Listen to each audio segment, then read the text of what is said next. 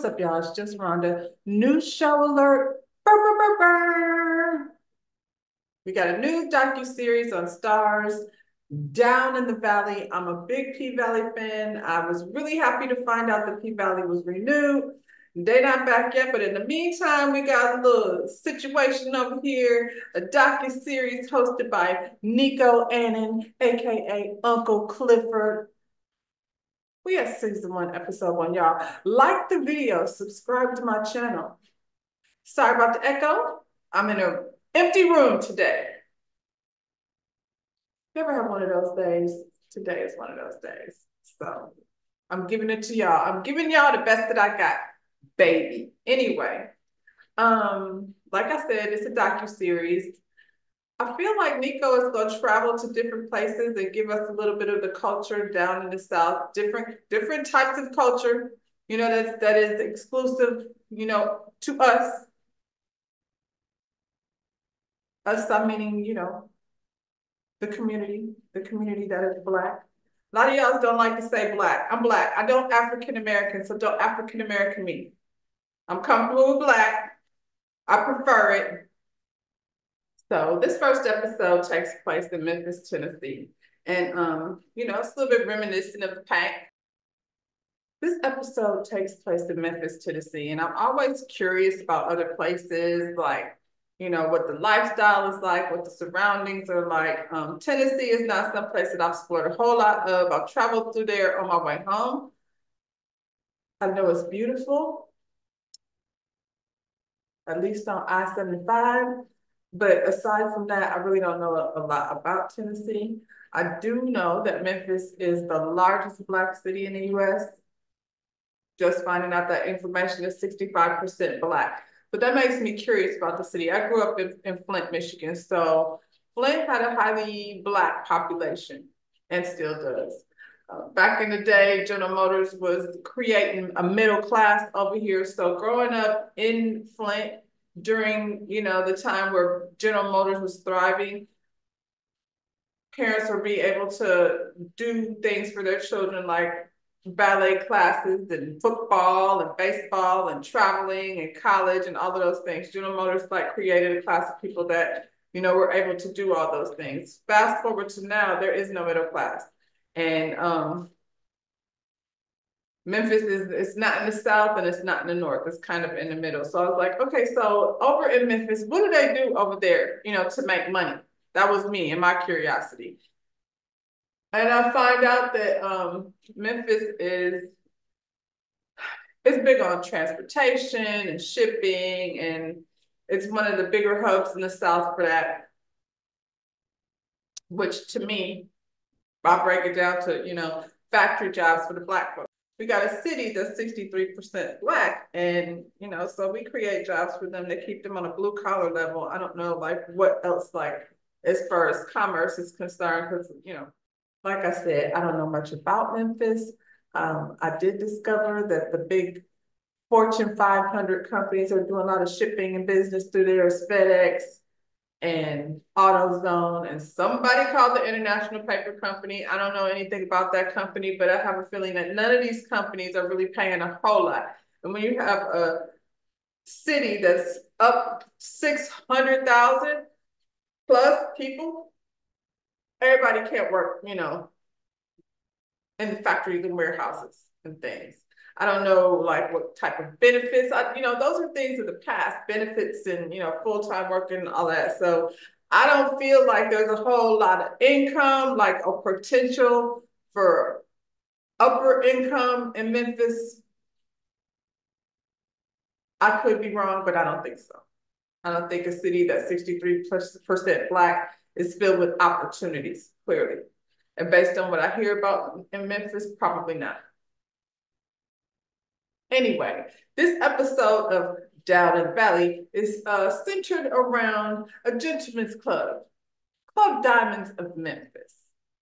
Uncle Clifford said it reminded him a lot of the Pack. I guess. They are having their very own reopening because, prior to Big C, they had just opened, and then, That thing happened, had us all shut down. And then after they got back open, apparently there was some plumbing issues, the pipe busted, and the place flooded. And so, they're delayed. So, now that we back open, we got to get this money. This episode focuses on 4 ladies that dance at, Diamonds in Memphis. You got Georgia Peach, she's the OG of the bunch. You got Couture. You got Tamika. Tamika is the lady that provides the floss. And if y'all watch, P-Valley, y'all know all about the floss. The floss is very important. And that's why Miss Tamika is also very important to the story. And you got Clarissa Watson, AKA Cherry. Clarissa is an aspiring dancer over at Diamonds of Memphis. I don't know why I keep wanting to have the urge to say DD4L. And I know that ain't Memphis, that's Jackson. But didn't they have like Prancing Tigerettes or something coming over from Memphis? I don't know. Did y'all used to watch DD4L? What was the name of it? Dancing Dolls. Did y'all used to watch the Dancing Dolls? I like the Dancing Dolls. I know somebody from Memphis was coming over there to, shake it on down. I'll have a look it up. Anyway, this ain't about them. This is for some different kind of dancers. These ladies are all very competitive and they will fight you if need be. I guess, child. It seems like an environment that might require some fisticuffs from time to time. I'm not sure. I don't really like to put myself in those types of situations, but when the competition gets rough, Georgia Peach, the OG, now she's been there for the longest. Like I said, she was there before it was actually called Diamonds of Memphis. She said the girls know not to say nothing to her, not to step on her money, and to basically stay away from her unless she allows you in her presence. Okay, Miss Georgia. Miss Georgia Peach is, she's thick. She's a very much all natural. She said she got her title as the OG because she used to fight a lot. And the people know that she don't play. And I say, all hail to the OG. If she been there the longest holding that shit down, then yeah, bow down, bitches. She said she was shot 6 times in a drive-by. That's crazy. And still here to talk about it. That's that rough life. I suppose you could be in a drive-by anywhere, but it just seems like, like I said, I can just about imagine how Memphis is set up considering the population. And, there's not necessarily a tendency to pour money into cities that are highly populated with Black folks. That's, the fact of the matter. She's been through some things. She over here living her best life, flying around on a pole down to the Gentlemen's Club. Diamonds, Memphis. She said when she's on stage, she becomes another person. I get that. That's what performing does to you. You think I walk around in my real life being this animated all the time? No. It's fun on weirdo. So yeah, so when she gets on stage, she turns into another person. She is the OG, the Georgia Peach, the natural thing, the thing. She said her natural ass is how she makes her money. She embraces all her curves. She says stretch marks, so I'm guessing, she got a few kids, at least one. But I do love how she loves herself. It's a beautiful thing. People tend to try to shut that down out of you.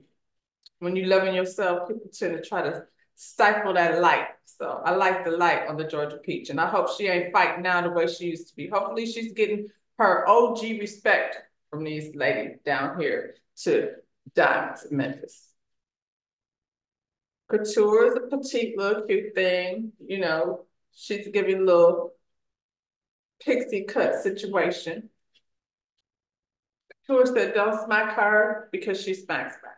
So, there you have it. She comes with a disclaimer. If she over here bending over, making her knees touch her elbows, you better not touch it. You better not, because, she'll smack your ass back. She says she likes to work with pole because it makes her feel like she's flying. Get down on all you little people down there. Listen, that pole ain't no joke. It takes strength and skill. When in the last episode, was it the last episode? I think it was. The last episode of P-Valley, when they combined Mercedes with what's my boy? Oh my God. What's my nigga's name? Is it Lil Murder? It's Lil Murder. I knew it. I just had a brain fart. Anyway, something about that pairing and watching Mercedes on the pole, something different. It was more than just exotic dancing. That was some skills and acrobats and athleticism, child. So much respect to that. Like if you flying high on the pole, because I can't get high. I can't. I can only just like hold on to it and like lean on it a little bit.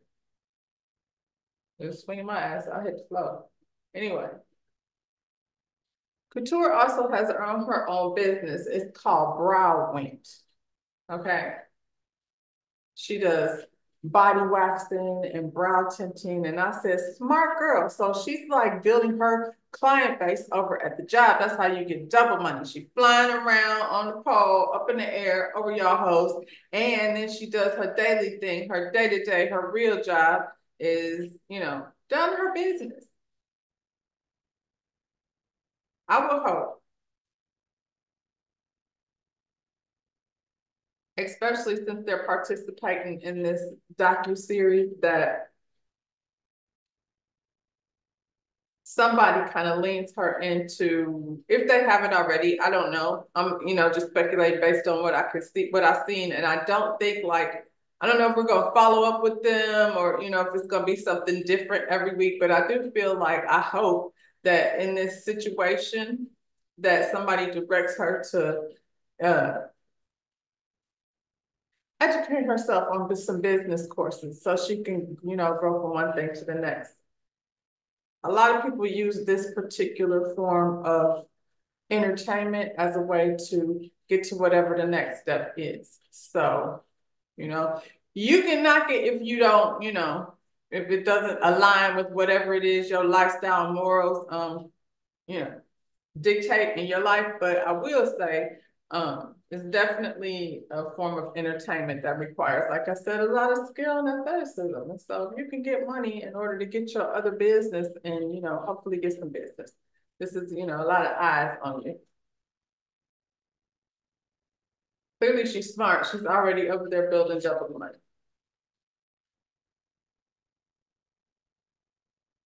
And she can fly. How many of us can do that? That I said the cat. Ms. Couture says you gotta stand out because some days it gets very slow over there at the club. It's very competitive. These girls be fighting and things, stealing the shit. She's a fishnet girl. She gets all her floss from Miss Tamika over there at, what is her? Naked Attire. That's where she gets her things from. And her floss bag be so fire that some of the girls might try to steal it and have stolen.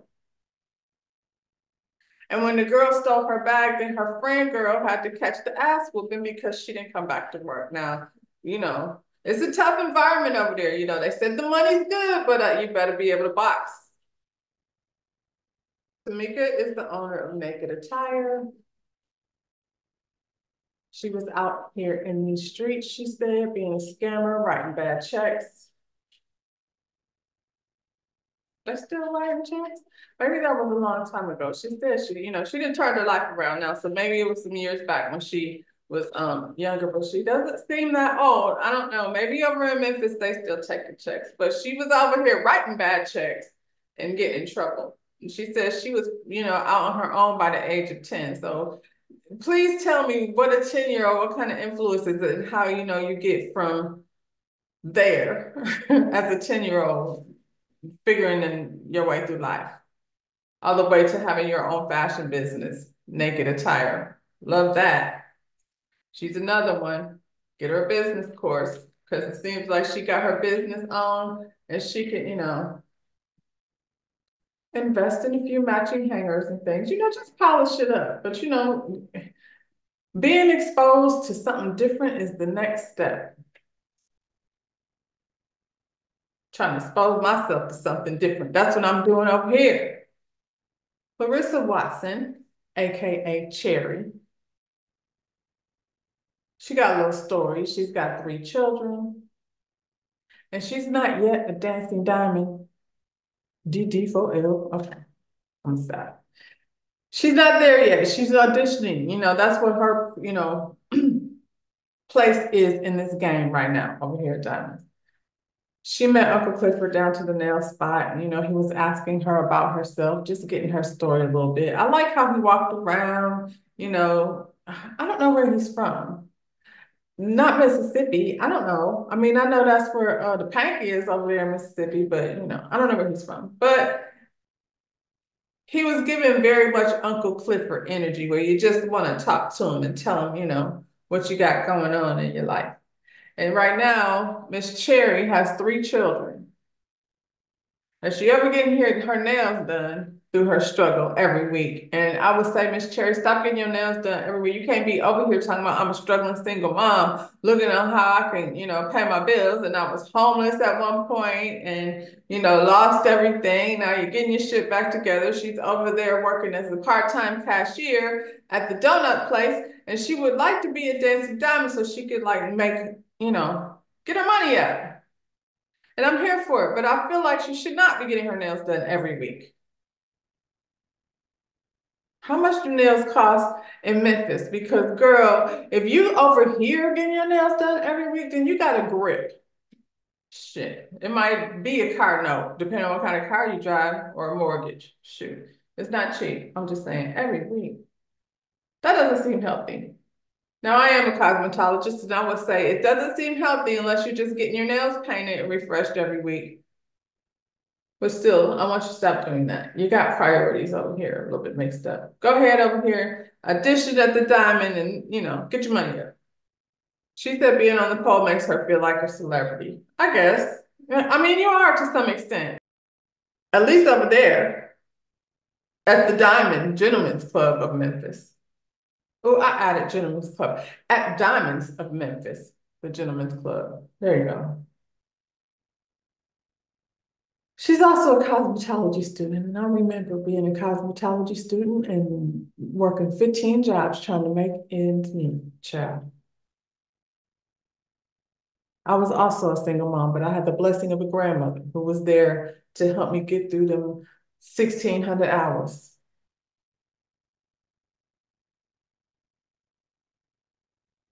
She said she met her kid's father in elementary school. They were together until the end, because unfortunately, he was in a car accident and he passed away on Father's Day. Isn't that terrible? She said he was the love of her life, and still, I guess so. Like that's the person that she been with her whole life. That's tragic. 25 is so young, and so now she out here struggling with these 3 kids. So I really want her to get this job over at Diamonds so she can get her money up. I don't know what kind of course she is. She need not business course. She might just need what is the course they give you? Like just life management type situation. Because she over here being broke, getting her nails done every week. I can't make sense of that. I'm sorry. Now, if you want to dance over here at the Diamonds of Memphis Gentlemen's Club, you're gonna be paying your money when you walk in the door. It's an upfront tip cut over there. But I mean, if you got your money right, you go over there, you come out good. The house got to pay these bills. They're sitting at a table while they're telling the story, and they're also having this just type of conversation with Nico. And he asked them what is the biggest misconception about them and what they do. And they all agree that, people are out here judging them, thinking they hoes, and they out here selling that thing, and that's not what it is. And I guess it depends on where you go and what you do. But what I saw here with these ladies is dance skills. I don't know if I don't know if there was dance classes. That's crazy that they can do all of this self-taught, just, in the name of the hustle and the game. It's audition day. I'm pretty sure that, the OG ain't over here auditioning, and neither is Couture. They are official. They have, solidified their position over there at Diamonds of Memphis. But Miss Cherry got to go over here and, you know, audition with the rest of these ladies. Now she gets up there and stumbles. She's a little bitty thing. Miss Cherry, that outfit, I don't know how friendly Miss Couture is and how this whole competition things work, but go over there and see Miss Tamika. Don't do your nails. Leave your nails, just get a good situation, gel polish or something. It'll last you a week, girl. Go over to Miss Tamika and get your floss up. Because that wasn't floss. It was just too big, and she gets up there, she stumbles a little bit and throws herself off. Probably, you know, nerves got the best of her a little bit, but it didn't affect the outcome. You got, what was it? 3 guys and 1 woman. I'm guessing they were the owners and staff of Diamonds of Memphis Gentlemen's Club. They critiqued the ladies. There wasn't, you know, any negative critique actually.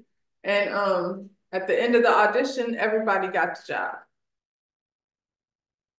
So then what was I guess if everybody was good and everybody's capable of coming to make some money, I don't think it's about, you know, no that type of competition. They just want to get up there and see if you can do the dang on thing. And I don't know what the scheduling is like, but I'm guessing, you know, strip clubs probably be open damn near 24 hours a day, I'm guessing. I saw some juicy wings. Nico went ahead and made sure he got him some of those wings.